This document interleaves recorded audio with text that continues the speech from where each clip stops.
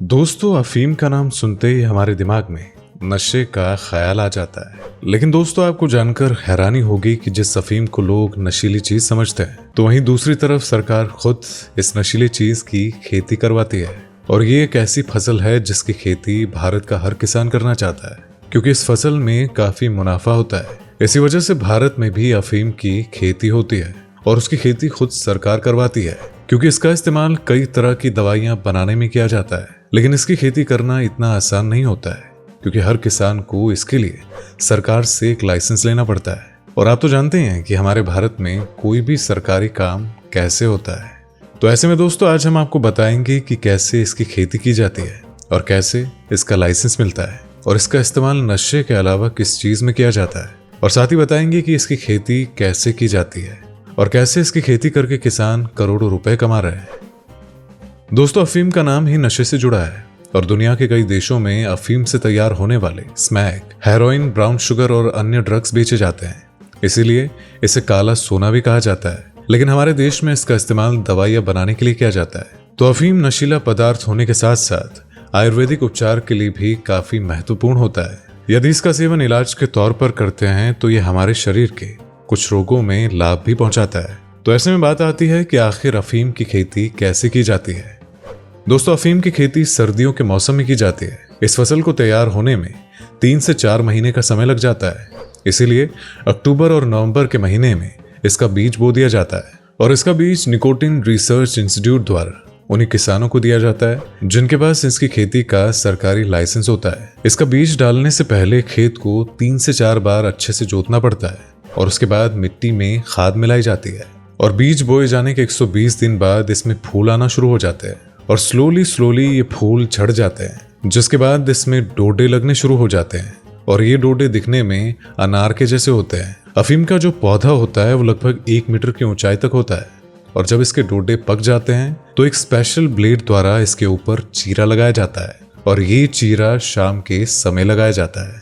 और चीरा लगने के बाद इन डोडों में से एक लिक्विड पदार्थ निकलने लगता है और उसे लैटेक्स कहा जाता है। और इस तरल पदार्थ को पूरी रात निकलने के लिए छोड़ दिया जाता है और ऐसा करने से हर पौधे पर 1 से 1.5 ग्राम लिक्विड जमा हो जाता है। और जब रात भर इसे छोड़ दिया जाता है तो सुबह तक ये जम जाता है। इसलिए किसान सुबह जल्दी उठकर सूर्य निकलने से पहले ही खेत में पहुंचकर एक स्पेशल औजार के जरिए इस लिक्विड को इकट्ठा कर लेते हैं। और धूप के आने से पहले किसानों को ये जो लिक्विड होता है उसे इकट्ठा करना होता है। और इस तरह दोस्तों, इस इकट्ठे किए गए लिक्विड को ही अफीम कहा जाता है। और जब इन पौधों में से तरल पदार्थ निकलना बिल्कुल बंद हो जाता है तो उस फसल को सूखने के लिए छोड़ दिया जाता है। तो आखिर कैसे मिलता है इसका लाइसेंस, चलिए इसके बारे में बताते हैं। दोस्तों, इसकी खेती के लिए लाइसेंस लेना बहुत जरूरी है। अफीम की खेती करने वाला व्यक्ति लाइसेंस के अनुसार सभी शर्तों को पूरा करके ही अफीम की खेती कर सकता है। और इसके अलावा वो कितनी भूमि में खेती कर सकता है, तो इस चीज को भी पहले से ही तय करना होता है। भारत के वित्त मंत्रालय द्वारा अफीम की खेती के लाइसेंस जारी किए जाते हैं। लेकिन जो किसान पहले से ही खेती कर रहे हैं उन्हीं किसानों को लाइसेंस रिन्यू करके दिया जाता है। लेकिन लाइसेंस को आगे बढ़ाने के लिए कुछ नियमों को चेक किया जाता है, क्योंकि सरकार द्वारा अफीम की क्वांटिटी पहले से ही तय की जाती है। इसीलिए अगर सरकार 1 हेक्टेयर जमीन की खेती से 6 किलोग्राम अफीम मांगती है तो ये किसान को देनी ही पड़ती है। और अगर वो 6 किलो से सरकार को कम अफीम देता है तो ऐसे में अगली बार उस किसान का जो लाइसेंस है वो रद्द भी किया जा सकता है। ऐसा इसलिए किया जाता है क्योंकि सरकार उसे बहुत ही कम कीमत पर खरीदती है, लेकिन किसान द्वारा इसे बाहर ब्लैक मार्केट में ऊंचे दामों पर बेचा जा सकता है। तो आखिर इससे कितनी कमाई होती है? दोस्तों, अफीम की खेती के लिए किसान को प्रति हेक्टेयर 7 से 8 किलो बीज की जरूरत पड़ती है। लेकिन इसकी कीमत बहुत ही कम होने की वजह से इसका बीज 200 रुपए किलो के हिसाब से मिल जाता है। वहीं दूसरी तरफ 1 हेक्टेयर अफीम के पौधों से 60 किलो लेटेक्स इकट्ठा कर लिया जाता है और इस लेटेक्स को सरकार 2000 रुपए किलो के हिसाब से खरीद लेती है। लेकिन वहीं अगर इसे काले बाजार में बेचा जाए तो ऐसे में इससे 1 लाख रुपए तक की भी कमाई हो सकती है। लेकिन इसके अलावा किसान द्वारा डोडे के बीज को बेचकर भी काफी कमाई हो जाती है। जब अफीम के डोडे सूख जाते हैं तो उसके बीच में से एक दानेदार चीज निकलती है जिसे खसखस कहा जाता है और इस खसखस का इस्तेमाल किचन में मसाले के तौर पर किया जाता है। इस खसखस की कीमत बाजार में 2 लाख रुपए पर क्विंटल होती है, जिसमें किसानों को इस फसल से मोटी कमाई होती है।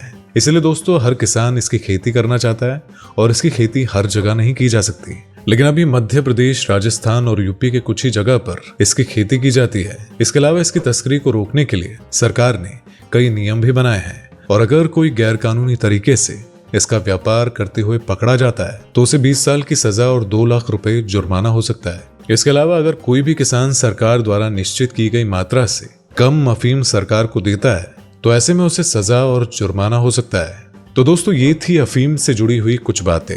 तो आपको ये जानकारी कैसी लगी, इसके बारे में कमेंट बॉक्स में जरूर बताइएगा।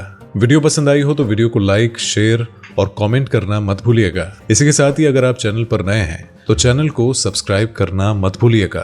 तो मिलेंगे आपसे नेक्स्ट वीडियो में, तब तक के लिए थैंक्स फॉर वॉचिंग।